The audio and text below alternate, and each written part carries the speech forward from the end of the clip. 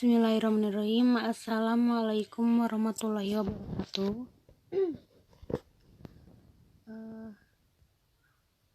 Pada pertemuan kali ini kita akan melanjutkan pembahasan di bab 2 ya. Jika di pembahasan selanjutnya tentang reaksi redoks dan penyetaraannya, untuk kali ini kita akan membahas tentang elektrokimia. Secara garis besar, elektrokimia ini terdiri dari dua hal. Yang pertama sel volta, yang kedua sel elektrolisis. Yang mana kedua sel tersebut memiliki elektrode katode yang mengalami reduksi dan anode yang mengalami oksidasi. Jadi sebetulnya untuk elektrokimia ini materi lanjutan dari reaksi redoks. Untuk sel volta sendiri, dia merupakan reaksi spontan dan menghasilkan listrik.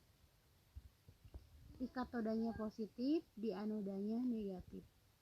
Kalau untuk sel elektrolisis, dia reaksinya tidak spontan, berarti reaksinya itu membutuhkan listrik. Dan juga di elektrolisis ini dia memiliki katode dan anode hanya saja, di katode negatif, di anode positif. Oke. Selanjutnya kita langsung ke materi intinya. Sel elektrokimia. Dari kata elektrokimia, elektro itu kan listrik ya, kemudian kimia adalah reaksi kimia. Jadi sel elektrokimia adalah tempat terjadinya aliran elektron yang ditimbulkan oleh konversi energi kimia menjadi energi listrik atau sebaliknya. Hal ini dimungkinkan dengan pemisahan reaksi oksidasi dan reaksi reduksi. Jadi jelas ya, kalau elektrokimia ini dia terdiri dari dua kata, elektro dari kata elektron berarti nantinya menyangkut ke listrik, dan kimia adalah reaksi kimia. Jadi elektrokimia adalah ilmu kimia yang mempelajari tentang energi listrik yang dihasilkan oleh reaksi kimia.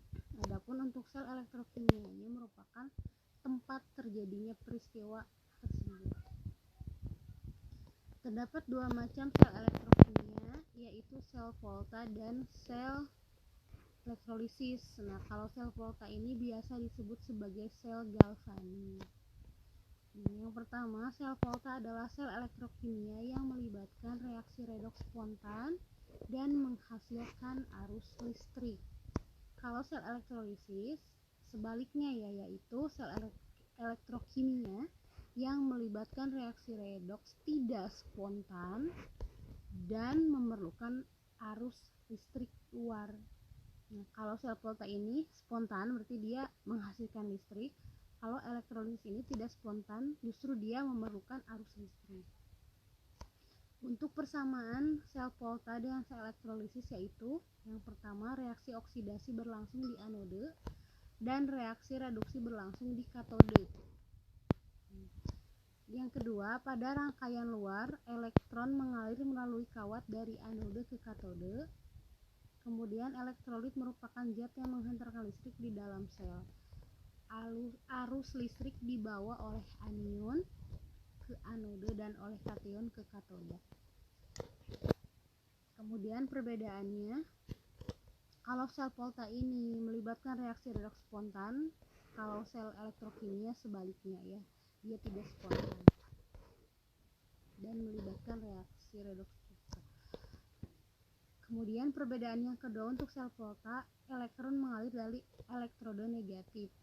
Kalau di sel elektrolisis, elektron mengalir dari elektrode positif. Kemudian kalau sel volta mengubah energi kimia menjadi energi listrik. Kalau elektrolisis sebaliknya, mengubah energi listrik menjadi energi kimia. Kemudian yang keempat, perbedaannya adalah terdiri dari 2,5 sel dengan elektrolit terpisah. Kemudian kalau sel elektrolisis, elektrode dicelupkan dalam elektrolit yang sama. Berarti kalau untuk yang sel Volta ini dia menggunakan dua wadah terpisah. Kalau sel elektrolisis dalam satu wadah yang sama. Kemudian untuk sel Volta dia katodenya bermuatan positif, berarti reduksi. Berarti di katode terjadi reduksi. Kemudian kalau untuk sel elektrolisis di katodanya ini bermuatan negatif, tetap ya reaksinya itu reduksi. Kemudian anode bermuatan negatif, berarti terjadi reaksi oksidasi di anodenya. Kemudian untuk sel elektrolisis anodenya bermuatan positif, tapi sama reaksinya adalah reaksi oksidasi. Oke, selanjutnya kita akan bahas tentang sel Volta atau sel galvani. Di dalam sel Volta ini dikenal ada beberapa istilah ya, yaitu ada potensial elektrode standar atau kita lambangkan dengan E0. Ini merupakan potensial elektrode yang diukur pada suhu standar, yaitu pada suhu 25 derajat Celcius dan tekanannya 1 atmosfer, di mana konsentrasi ion-ion yang terlibat dalam reaksi adalah 1 molar. Jadi potensial elektrode standar atau E0 ini adalah keadaan potensial elektrode yang diukur pada suhu standar, yaitu pada suhu 25 derajat Celcius dan tekanan 1 atmosfer, dan molaritas dari ion-ion terlibatnya itu adalah 1 mol. Kemudian potensial elektrode standar dapat digunakan untuk memperkirakan apakah suatu reaksi redoks berlangsung secara spontan atau tidak. Kemudian yang ketiga, potensial sel adalah kemampuan maksimum sel untuk mendorong elektron mengalir melalui rangkaian luar. Yang keempat, sel Volta digolongkan menjadi sel primer, sel sekunder, dan bahan bakar. Reaksi kimia yang menghasilkan energi listrik untuk sel Volta ini kan sesuai tadi ya, bahwa sel Volta ini dia merupakan reaksi kimia yang menghasilkan energi listrik dan sifatnya itu spontan. Di katoda itu positif, berarti reaksinya reduksi. Untuk di anoda dia kutub negatif, tetapi reaksinya oksidasi. Kita biasanya disingkat kapan ya, karena katoda positif, anoda negatif, jadi ingat kapan. Untuk sel Volta. Kemudian potensial listrik yang dihasilkan sel Volta disebut potensial sel atau E0 sel. Reaksi berlangsung spontan bila besarnya E0 sel sama dengan positif. Nah, rumusnya ini untuk menentukan E0 sel itu bisa digunakan dengan rumus E0 reduksi dikurangi E0 oksidasi. Bisa dilihat di sini ya. Dari tabel tadi kan dikatakan bahwa sel Volta ini terjadi dalam dua wadah yang berbeda. Di sini kita bisa lihat ya. Nah, di sini wadahnya itu dia ada dua wadah ya. Kemudian ini yang Zn ini yang bentuknya kotak ini adalah elektrode. Di sini elektronnya Zn, di sini elektronnya C. Kemudian di sini ada oksi ya, voltase, kita ngukur voltnya. Kemudian ini ada jembatan garam ya. Ini adalah untuk tempat berkeliarannya atau tempat nanti kan ada aliran ya, aliran elektronnya di sana. Nah, di yang anodanya itu Zn, di katodanya itu Cu. Untuk larutan yang digunakannya adalah larutan SO4. Untuk di Zn gunakan larutan ZnSO4, untuk di Cu gunakan larutan CuSO4.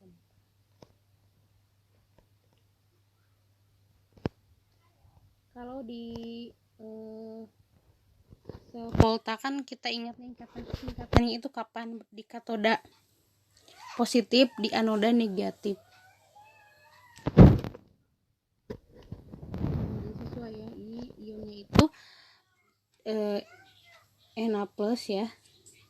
Di sini maksudnya dia menggunakan larutan NaSO4. Jadi nanti si ion-ionnya akan berjalan ke sini. Nah, dari gambar ini kita bisa tahu bahwa yang bertindak sebagai katoda itu adalah logam Cu. Kemudian di anodanya adalah logam Zn. Jadi ini berupa lempengan ya elektrodanya itu. Jadi betul-betul logamnya. Kemudian elektrodanya positif yang disimpan di Cu ya. Karena kan di katoda positif, anoda negatif kalau untuk sel volta. Kemudian di katoda mengalami reduksi, di anoda mengalami oksidasi. Reaksi redoksnya dapat ditulis ya, karena ingat di anoda adalah kutub negatif. Jadi di sini bisa dilihat di anodanya itu logam Zn, berarti kita tulis Zn karena kan kalau di anoda adalah reaksinya oksidasi. Jadi kita tulis logamnya berarti kan Zn berubah jadi Zn2+ dengan NO selnya 0,76 volt. Kemudian di katoda itu kutub positif dan reaksi reduksi berarti reaksinya harus kebalikannya ya, dari Cu2+ menjadi Cu. Kemudian kalau reaksi redoksnya kita tinggal turunkan ya. Oh iya lupa, NO selnya ada 0,34 volt. Kalau kita runutkan ya reaksinya, kita turunkan Zn plus Cu2+ sama dengan Zn2+ plus Cu. Reaksinya akan seperti ini. NO selnya berapa? NO selnya mah kan tinggal dikurangkan reduksi, kurangnya oksidasi. Tapi karena kan ini di atasnya oksidasi dulu, berarti kita tambahkan ya 0,76 ditambah 0,34, jadi hasilnya NO sel adalah 1,1 volt. Nah, di dalam sel volta ini dikenal istilah deret volta. Semakin ke kiri NO-nya semakin kecil, dia mudah dioksidasi, kemudian dia merupakan reduktor kuat dan logamnya makin reaktif. Jadi semakin ke kiri, sebalik ke kanan sebaliknya ya. Contohnya gini, kita di sini ada H2 ini kayak sebagai penengah gitu ya.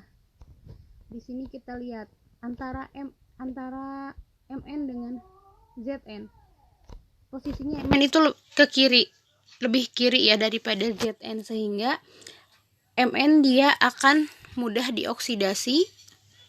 Kemudian karena dia mudah dioksidasi berarti dia merupakan reduktor yang kuat. Kemudian dia dibandingkan dengan Zn, si Mn ini dia logam yang lebih reaktif. Kemudian antara Zn dengan Cr, mana yang lebih mudah dioksidasi? Berarti Zn. Berarti si Cr-nya dia sebaliknya yang mudah direduksi gitu ya. Antara Pt dengan Au, Pt itu platina, Au itu adalah emas ya. Pt dengan Au mana yang lebih reaktif? Ya, Au, karena dia lebih kanan. Kemudian mana yang mudah dioksidasi? Pt. Mana yang merupakan reduktor kuat? Pt. Mana yang merupakan oksidator kuat? Berarti Au. Ingat, semakin ke kiri dia mudah dioksidasi, kemudian merupakan reduktor yang kuat, kemudian logamnya makin reaktif. Tapi kalau ke kanan sebaliknya, dia akan NO-nya lebih besar, kemudian mudah direduksi, kemudian dia merupakan oksidator kuat dan logamnya kurang reaktif. Itu dibandingkan dengan sisi logam di sebelah kirinya. Ini kan ya dijelaskan di sini. Selanjutnya ada contoh beberapa sel volta yang sering kita temui dalam kehidupan sehari-hari. Salah satunya adalah aki di motor ataupun di mobil ya. Nah, aki ini dia merupakan salah satu sel volta, sehingga kita sebut saja dia sel aki ya. Sel aki ini terdiri atas anode Pb dan katodenya PbO2. Pb itu timbal ya, merupakan logam berat. Keduanya merupakan zat padat yang dicelupkan dalam larutan asam sulfat. Berarti di aki itu ya kalian harus hati-hati, itu kan ada cairan. Nah, cairannya itu merupakan cairan asam sulfat, merupakan asam pekat. Jadi kalau misalkan kena ke tangan itu pasti panas. Nah, di sini Ibu akan perlihatkan reaksi yang terjadi di dalam sel aki, di dalam baik itu aki motor ataupun aki mobil. Ingat, karena kan dia termasuk dalam sel volta, jadi di anodanya itu negatif, kemudian di katodanya itu positif. Di anoda terjadi reaksi oksidasi, di katoda reaksi reduksi. Karena di anodanya itu elektronnya itu Pb ya, jadi reaksinya itu Pb dengan HSO4 atau dengan asam sulfat, sehingga reaksinya menjadi PbSO4 plus H plus ditambah 2 elektron. Kemudian di katode reaksinya itu adalah PbO2 plus HSO4 plus 3H plus 3 elektron juga menghasilkan PbSO4 plus 2H2O, sehingga reaksi akhirnya menjadi Pb plus PbO2 ditambah 2HSO4 ditambah 2H plus menghasilkan 2 PbSO4 plus 2H2O. Udah ngerti kan ya kalau untuk penyebaran reaksi redoksnya? Jadi ini adalah reaksi pengosongan aki. Bentuknya itu seperti ini. Lalu untuk reaksi pengisian aki bagaimana? Untuk reaksi pengisian aki sama ya, di katodanya itu tetap Pb, di anodanya di katodanya itu Pb, di anodanya PbO2. Jadi untuk reaksi pengosongan dan pengisian aki itu reaksi sebaliknya. Kalau yang tadinya katodenya adalah PbO2, kalau di reaksi pengisian aki berubah si katodenya itu menjadi Pb. Tetap ya reaksinya sama gitu. Hasilnya bisa dapat dilihat menjadi 2 PbSO4 plus 2H2O menjadi Pb, kemudian PbO2 2H4 plus 2H+. Jadi reaksi pengosongan aki itu reaksi kebalikan dari reaksi pengisian aki. Namun dua-duanya ini merupakan reaksi sel volta dalam kehidupan sehari-hari. Selanjutnya ada baterai kering atau sel Licklens. Terdiri dari suatu silinder seng atau anode yang berisi pasta dari campuran batu kawi. Batu kawi itu mangan ya, dioksida. Kemudian salmiak atau amonium chloride. Kemudian grafit sebagai katode. Nah, ini tuh salah satu aplikasi sel volta dalam kehidupan itu adalah pembuatan sel baterai kering. Contohnya itu baterai-baterai yang sering kita gunakan, bukan baterai HP ya, tapi baterai alkalin. Jadi nyebut merek. Pokoknya baterai-baterai gitulah ya. Kalau kita bongkar itu kan nanti ada bagian-bagiannya, ada yang anode, ada yang katode, kemudian di dalam pastanya itu yang ada di dalam baterai itu biasanya diisi oleh amonium chloride ataupun dengan mangan. Kemudian reaksinya itu di anoda ada Zn, di katodenya ada MnO2 ya. Reaksinya seperti ini ya. Bisa kalian pelajari. Ingat, di anoda itu dia negatif, di katoda itu positif. Namun di anoda adalah reaksi oksidasi, di katoda adalah reduksi. Kemudian ada baterai nikel kadmium. Baterai nikel kadmium biasanya ini adalah baterai-baterai yang sering kita jumpai sekali ya di pasaran. Baterai-baterai kecil kayak kayak baterai alkalin gitulah. Bisa kalian lihat gini di kemasan baterai ada kata kadmium, berarti baterai tersebut menggunakan kadmium di dalamnya. Itu ya. Jadi salah satu aplikasi dalam sel volta itu adalah adalah aki, kemudian baterai-baterai.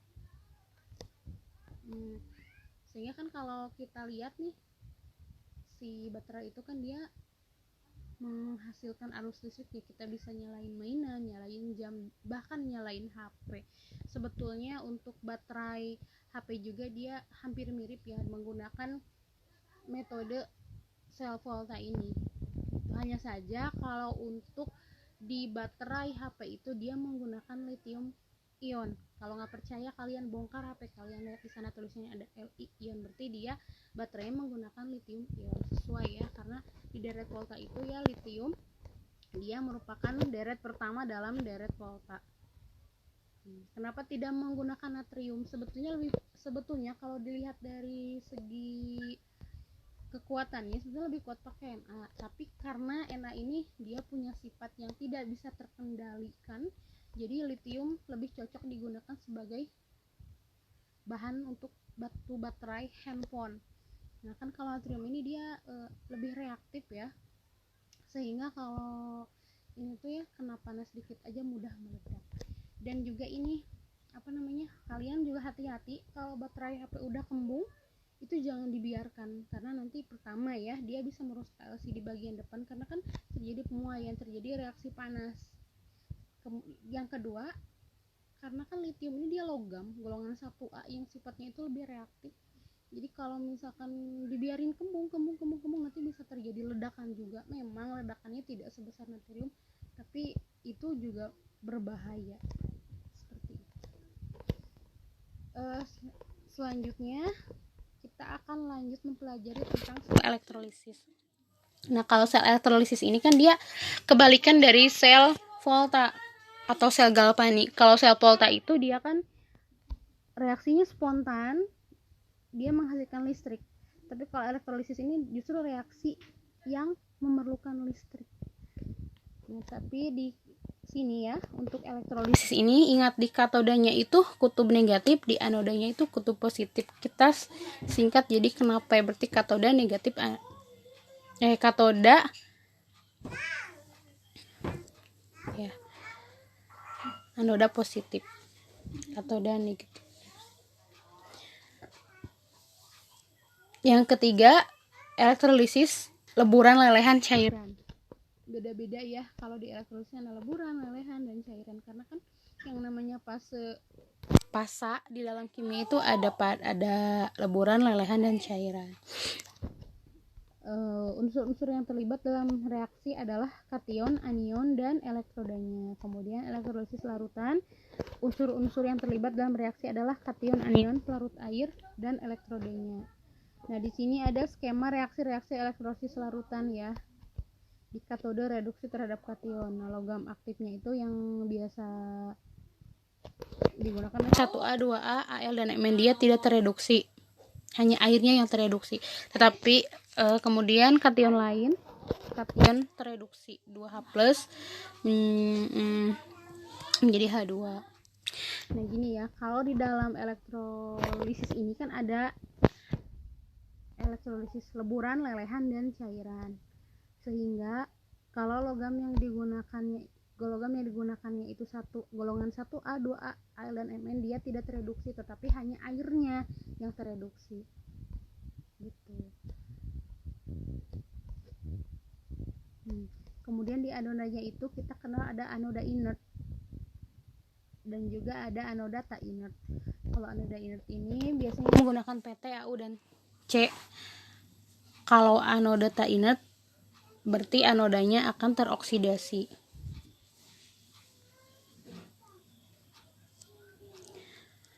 Kalau menggunakan anoda inert berarti akan terjadi reaksi oksidasi sehingga menghasilkan sisa asam oksi. Biasanya itu berupa ion-ion ya. Dan juga kadang menghasilkan sisa asam lain yaitu OH-. Jadi anion yang teroksidasi.